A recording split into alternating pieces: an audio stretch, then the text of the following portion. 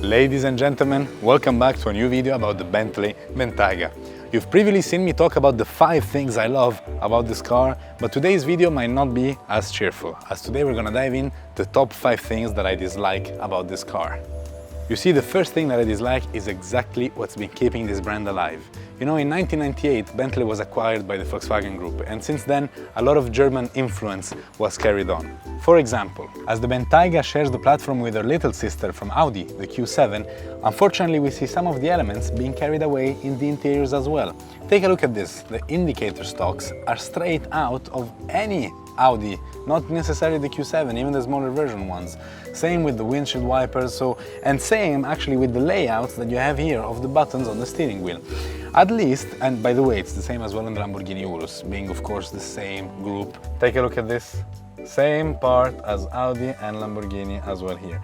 At least, something that Bentley managed to do was making it a little bit more posh. So you will notice that the buttons that I have on the stocks here are covered in something that looks like metal. Not sure if it is, but definitely does feel a bit nicer when you actually reach out for it and press it. The next annoying thing might be even more so for the passengers. You know, as a driver, you know what's happening with the car, but if you're a passenger, you may suffer from a heart attack because of Bentley Safeguard. You see, this is the safety system that will brake automatically if the car thinks you're going to hit something. But if you're driving fast on the highway and you're perhaps weaving in through lanes, so you know you're going to be very close to another car, automatically you're going to find yourself braking at maybe 200 kilometers an hour, and it's not very nice, even though you're in sport mode. And the reason I say this is that because on most cars, when you put sport mode, all this safety system will be totally disabled in most cases.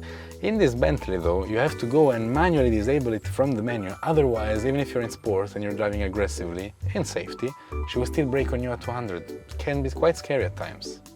If you survive the Safeguard's assassination attempt and you're an elderly person that wants to get out of their car, which by the way increases your chances of dying if you're elderly and you... Anyways, you can rely on the very practical access mode, which lowers down your suspensions. To use it, you press on this button, but the problem is it takes a while and you can only do it when the car is standing still. So now I activate access mode and I have to wait until the car slowly goes down so that I can get out.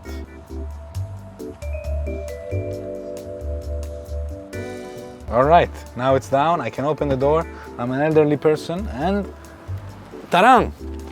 There it is, I'm out of the Bentayga. Now I know this is really first world problem, I have to wait 5 seconds before getting out of the car. Yes, I understand, but what's wrong with... I mean, look, there is, I think, enough ground clearance to drive up to, let's say, 5 kilometers an hour. So why can you not press the button while you're parking so that it's faster? Because it's a bit awkward. You want to help people get in and out of the car, but you have to be like, okay, wait.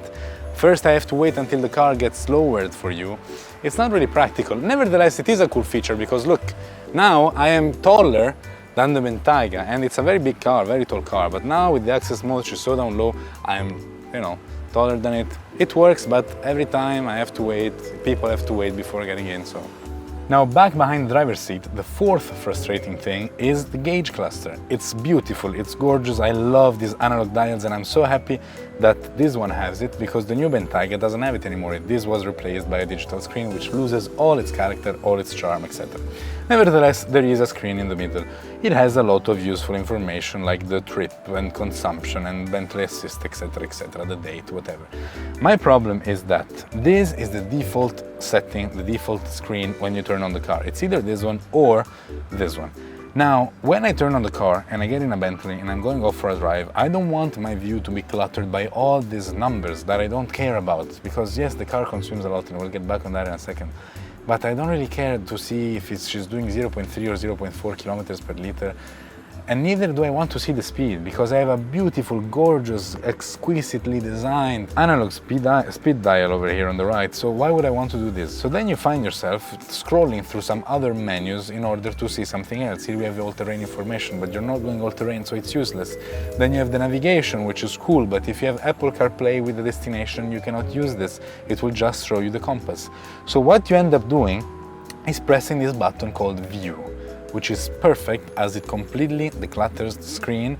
It removes everything in front of you, so you really just have your two beautiful analog dials.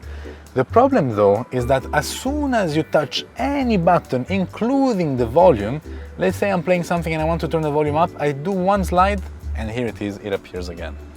So that's unfortunately inconvenient. If I want to do, if I want to just enjoy the uncluttered gauge cluster, I cannot even press the button to adjust the volume, that something else will appear. So I wish it could stay like this regardless of whatever I press, unless I press again view or something like this to bring back all the information. And for the last thing, the one that is probably the most painful, especially for your wallet, the consumption of this car. She has an 80 liters tank, but she goes through it. You won't believe how quickly. W12, I know it's a big engine, 6 liters, but my God, I find myself at the gas station all the time. At least to make it better, you see how much I love this car, I always find something positive in her. To make the pain less painful, they give you, as an optional extra, I don't know how much this costs, this jeweled fuel filler cap that is kind of aviation inspired, which does make the experience a bit nicer. At least you're touching some metal, you're not touching some plastic. Nevertheless, can't forgive the huge consumption of this car.